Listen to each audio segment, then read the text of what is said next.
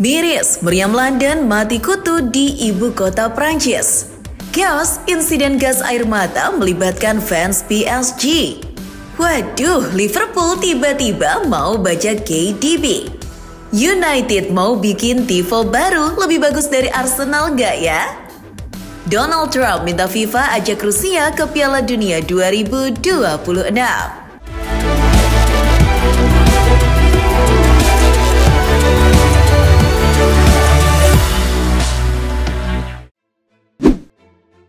Paris Saint-Germain mendapatkan tiket yang tersisa menuju final Liga Champions setelah menyingkirkan Arsenal 2-1 di Parc des Princes. Dua gol Parisian hadir dari Fabian Ruiz pada menit ke-27 dan Achraf Hakimi di menit ke-72.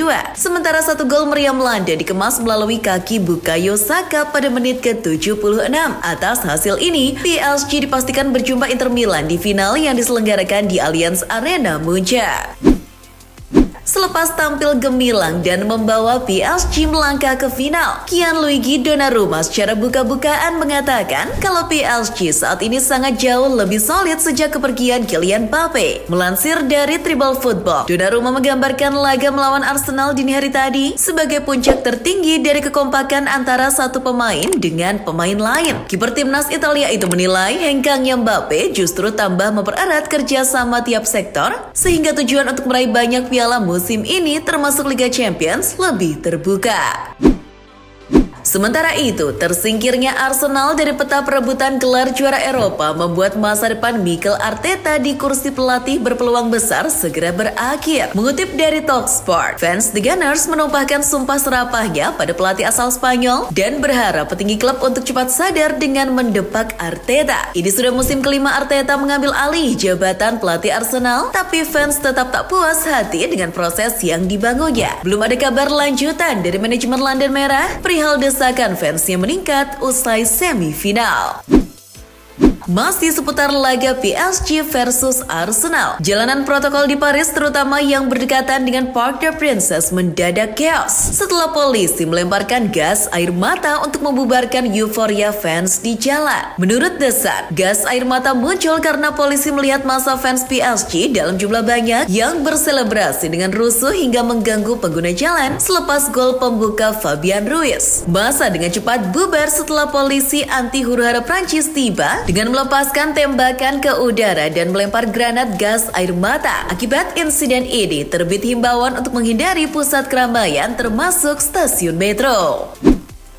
Tak ada angin, tak ada hujan. Liverpool tiba-tiba diisukan menjadi calon pembeli Kevin De Bruyne bergabung dengan sejumlah tim lainnya. Mengabarkan dari Goal, kabar ikut sertanya Liverpool dalam perburuan KDB disampaikan jurnalis sepak bola ternama Gianluca Di Marzio. Dalam penelusurannya, Di Marzio menerima informasi kalau The Reds telah mengajukan tawaran kontrak yang mengejutkan untuk bintang Belgia. Langkah berani ini dianggap jadi skenario yang tak pernah terpikirkan beberapa bulan lalu. Lawan terdepan di Eropa yang dihadapi Liverpool untuk tanda tangan KDB adalah Napoli. Dari klub Kevin De Bruyne saat ini, Manchester City ada keinginan yang timbul di hati Ilkay Gundogan untuk bergabung menjadi murid ideologis Pep Guardiola di masa depan. Melaporkan dari 90 Minutes, Gundogan telah menyatakan minatnya untuk bergabung dengan staf Guardiola saat ia pensiun sebagai batu loncatan karirnya di dunia kepelatihan. Gundogan yang saat ini berusia 35 tahun melihat Guardiola sebagai salah satu mahaguru yang mencetak muridnya menjadi pelatih hebat. Mantan pemain Barcelona ini tertarik ikuti jejak Mikel Arteta dan Enzo Maresca yang pernah ditempa Guardiola sebelum terjun melatih tim sendiri. Setelah memutuskan pindah agen ke Pini Zahavi, Marcus Rashford dikabarkan sedang coba ditawarkan oleh agen barunya itu kepada Barcelona. Melansir dari Tim Talk, dengan bantuan super agent Zahavi, Rashford memperoleh harapan terkait kepindahan impiannya ke Katalan. Dengan kemampuan negosiasi yang lihai, Zahavi memepet Joan Laporta agar proses perpindahan Rashford terwujud. Setelah masuk daftar Lego Manchester United, Rashford sempat dikaitkan dengan rumor permanen di Aston Villa, tapi belum muncul penawaran yang serius. Menjelang pertandingan menjamu Athletic Bilbao dini hari nanti, Manchester United telah mengumumkan adanya tifo baru yang akan dibentangkan di Old Trafford. Mengutip dari situs resmi United, tifo baru sedang dipersiapkan oleh klub dan kelompok penggemar setelah proposal disetujui oleh Kapten United Bruno Fernandes. Sama seperti saat menghadapi Lyon, tifo itu ditempatkan di tribun Sir Alex Ferguson Stand dan akan bertambah meriah dengan hadirnya kembang api warna-warni. Manajemen United berharap tifo ini dapat menyuntikkan energi kemenangan yang sama saat mengalahkan Lyon. Terbang ke Spanyol. Akibat masih merasa tidak terima dengan keputusan yang diberikan Simon Marciniak, Pedri dengan berani meminta UEFA melakukan investigasi mendalam pada wasit botak itu. Menurut Mirror, Pedri menegaskan Barcelona seharusnya mendapat penalti atas pelanggaran terhadap Lamine Yamal yang mengatakan Marciniak tidak mengeluarkan Henrikh Mkhitaryan karena menerima kartu kuning kedua. Jebolan La Masia ini menilai keputusan Marciniak atas permintaan pihak yang tak suka dengan Barca sehingga UEFA dianggap perlu memanggil wasit Polandia untuk dimintai keterangan. Sementara itu, dengan nada sarkas, Marciniak merespon keluhan yang disampaikan Barca atas kepemimpinannya sebagai tindakan yang bodoh. Melaporkan dari Football Espada, Marciniak bahkan telah menyerang balik Hansi Flick dan para pemainnya yang terus-terusan mengkritiknya hingga mendorong UEFA melakukan investigasi. Sambil menepis segala tuduhan yang diberikan Barca, pria asal Polandia mengomentari tindakan tim Katalan itu sangatlah konyol. UEFA sendiri sampai sekarang belum memberikan informasi terbaru tentang situasi huru-hara ini. Dari ibu kota Spanyol, meski nyaris tak dapat satupun piala musim ini, Real Madrid malah mendapatkan pengakuan sebagai tim bola paling berharga di dunia tahun ini. Mengabarkan dari CNBC, Los Blancos berada di urutan pertama dari 25 tim yang dipilih dengan nilai 6,7 miliar dolar Amerika. Berdasarkan perhitungan, Raja Liga Champions itu membukukan pendapatan sebesar 1,13 miliar dolar Amerika. Angka ini meningkat dari sebelumnya disebabkan oleh bertambahnya pemasukan tiket pertandingan di Santiago Bernabeu sebesar 268 juta dolar Amerika. Selain Madrid, nama-nama besar yang masuk daftar ini adalah Manchester United di urutan kedua, Barcelona di urutan ketiga, Liverpool di urutan keempat, dan Manchester City di posisi kelima. Menuju Arab Saudi, menyusul kekalahan yang dialami atas Al-Ittihad 3-2, membuat peluang juara Al-Nassr di Liga Pro tertutup sudah. Alhasil, para fans pun geram dan mengejek mega bintang Cristiano Ronaldo. Melansir dari Sport People, fans klub asal Riyadh itu mengolok CR7 sebagai kapten yang cengeng karena hanya bisa menyalahkan peluang rekan setim yang gagal lantas menyesalinya. Saat pertandingan masih berjalan pun, fans bersiul tanda ejekan yang seketika ditimpali gestur kesal dari mantan bintang Real Madrid dan terpaut 11 poin dari pemuncak klasmen Al-Ittihad. Presiden Amerika Serikat Donald Trump menyampaikan sarannya kepada Gianni Infantino untuk mengikutsertakan Rusia sebagai peserta Piala Dunia 2026. Mengutip dari BBC, Trump melontarkan itu saat pertemuan Satuan Tugas Amerika Serikat untuk Piala Dunia dengan delegasi FIFA di Washington DC. Dalam momen tersebut, pengganti Joe Biden itu melihat peluang kedamaian dunia akan terwujud bila FIFA mencabut sanksi pada negeri beruang merah dan memasukkan ke Piala Dunia tahun depan. Trump berdalih, hal itu akan menyelesaikan konflik perang antara Rusia dan Ukraina.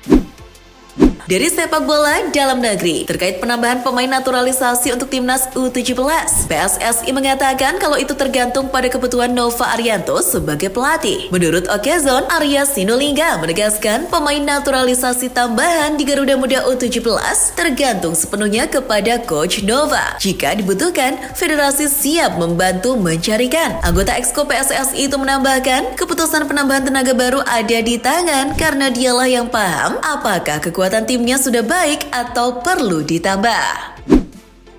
Sementara itu, rencana kehadiran supporter tim tamu di laga Liga 1 musim depan masih dalam tahap pengkajian ulang dan menunggu hasil dari PT LIB sebagai operator liga. Melaporkan dari Jawa Post, pihak PT LIB rencananya memutuskan terkait larangan kehadiran supporter tim tamu di Liga 1 pada akhir Mei mendatang atau setelah kompetisi musim ini usai. Menurut Direktur Utama PT LIB, Ferry Paulus, pengambilan keputusan terkait hal tersebut tidak mudah karena harus mempertimbangkan banyak hal. Arsenal. Ia tidak memungkiri bahwa kehadiran supporter tim tamu tidak melulu berdampak negatif. Baginya, kehadiran mereka akan bisa membuat Liga 1 semakin meriah asalkan tertib.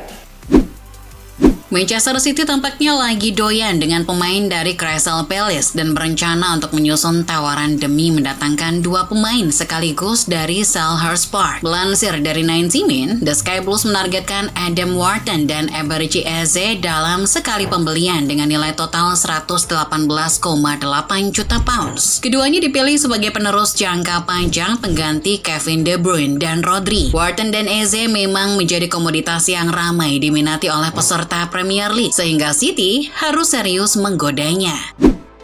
Sementara itu, Manchester United mengirim sinyal kepada Torino di Serie A untuk membajak kiper brewok berkebangsaan Serbia, Vanja Milinkovic-Savic, untuk menggusur tempat Andre Onana dan Altay Bayindir. Menurut Football 365, Setan Merah sudah menjalin komunikasi awal dengan klub dari Turin demi memboyong kiper 28 tahun kembali ke Old Trafford. Diketahui Vanja yang memiliki tinggi 2 meter itu pernah dibeli United pada 2014, tapi ia dijual tak lama setelah itu karena izin kerja sang pemain yang bermasalah. Masih dari Liga Inggris, Troy Deeney mendukung Arsenal untuk tak memberikan Guard of Honor pada Liverpool yang akan dijamu pada akhir pekan nanti. Mengutip dari Mirror, Deeney setuju dengan pendapat segelintir fans yang mendorong agar Arsenal tak berbaris memberikan penghormatan pada pasukan Arne Slot yang datang ke Emirates sebagai juara. Selain hanyalah prosesi omong kosong, mantan pemain Watford itu menekankan kalau London Merah punya harga diri yang tak boleh ditukar dengan menunduk memberi selamat kepada tim Merseyside. Setelah memutuskan pensiun dari ring, mantan petinju kelas berat berkebangsaan Inggris, Anthony Joshua, berminat untuk menjadi investor Watford yang sekarang bermain di Championship. Melaporkan dari The Sun, Joshua yang lahir dan besar di lingkungan kota Watford ingin membantu kemajuan The Hornets sebagai sarana investasi yang menurutnya menguntungkan. Baginya, menanamkan uang di Watford jauh lebih berharga daripada menggunakannya untuk hal-hal yang negatif. Pindah ke Spanyol, Barcelona dikabarkan menemukan sosok talenta berbakat Amerika Selatan yang seketika dijuluki sebagai The Next Neymar. Mengabarkan dari Gol, anak muda itu bernama Joao Vitor Roraima, berusia 17 tahun yang berasal dari Brasil. Nama Joao direkomendasikan oleh Direktur Olahraga Barca, Deco, yang terbang melihat langsung penampilannya di kompetisi lokal kota Sao Paulo. Berposisi sebagai playmaker, Deco mengamati Joao sebagai individu yang bisa dipoles jadi lebih mahir bersama tim muda Los Culés. Bergeser lagi ke Italia, usai adanya keluhan yang dilontarkan oleh Presiden UEFA, Alexander Ceferin terkait buruknya kondisi stadion di Italia. Media lokal melakukan investigasi untuk membuktikannya. Melansir dari Football Italia, hasilnya hanya 3 stadion saja yang memenuhi kriteria standar tertinggi UEFA. Ketiganya adalah Allianz Stadium milik Juventus, Blue Energy Stadium markas Udinese, dan Gewiss Stadium rumah Atlanta. Laporan ini cukup miris mengingat stadion-stadion ikonik seperti San Siro, Olimpico, dan Estadio Diego Maradona tak masuk dalam kriteria terbaik. Tak heran kalau Ceferin mencap stadion di Italia memalukan dan ketinggalan zaman. Dari Jerman, Leroy Sané rupanya sedang dihadapkan dengan ultimatum yang dilayangkan oleh Bayern Munchen menjelang bubarnya musim ini. Mengutip dari Get Football News Germany, ex-penggawa Manchester City itu membuat petinggi Die Roten marah karena tak kunjung menandatangani perpanjangan kontrak di Bavaria. Itu dikaitkan dengan rumor Sané yang didekati Arsenal dan Chelsea untuk kembali ke Inggris. Alhasil, Munchen mencecar Sané dengan pilihan antara bertahan atau angkat koper. Kembali ke sepak bola Indonesia, PSSI telah membujuk sebuah program pembinaan bernama Garuda Academy yang didukung langsung oleh FIFA dan AFC. Menurut CNN Indonesia, Garuda Academy dibentuk untuk menyiapkan talenta organisator atau pengurus masa depan sepak bola Indonesia yang berkualitas. Sebanyak 105 talenta yang terpilih mengikutinya berasal dari banyak kalangan, mulai dari praktisi sepak bola, mantan atlet sepak bola dan basket, jurnalis, serta para profesional. Mereka akan menerima pelatihan dan pembekalan materi yang disampaikan langsung oleh perwakilan FIFA dan AFC. Ketua Umum PSSI Erick Thohir akhirnya menanggapi pernyataan anggota DPR sekaligus petinggi Semen Padang, Andre Rosiade, yang mengatakan adanya mafia dalam sepak bola Indonesia saat ini. Melaporkan dari Jawa Post, Erick menantang balik mertua Pratama Arhan itu untuk membuktikan contoh kasus mafia yang ada. Dengan bukti yang jelas sehingga tidak asal ngomong. Erick yang juga Menteri BUMN itu menegaskan kritik terhadap dunia sepak bola nasional sah-sah saja. Namun ia menyatakan pentingnya menjaga objektivitas dan menyampaikan bukti otentik jika ada dugaan pelanggaran. Dari tetangga di regional ASEAN, Vietnam ternyata ngarep diajak tanding uji coba dengan timnas Indonesia September nanti setelah mengetahui kalau rencana skuad Garuda hadapi Rusia batal. Mengabarkan dari Super Bowl, The Dragons rupanya sudah memantau kondisi Indonesia akhir-akhir ini dan tengah berharap diundang bermain melawan pasukan Patrick Kluivert. Warganet Vietnam juga ramai-ramai berkomentar tentang kemungkinan tim yang dilatih Kim Sang-sik berduel dengan wajah baru timnas Indonesia.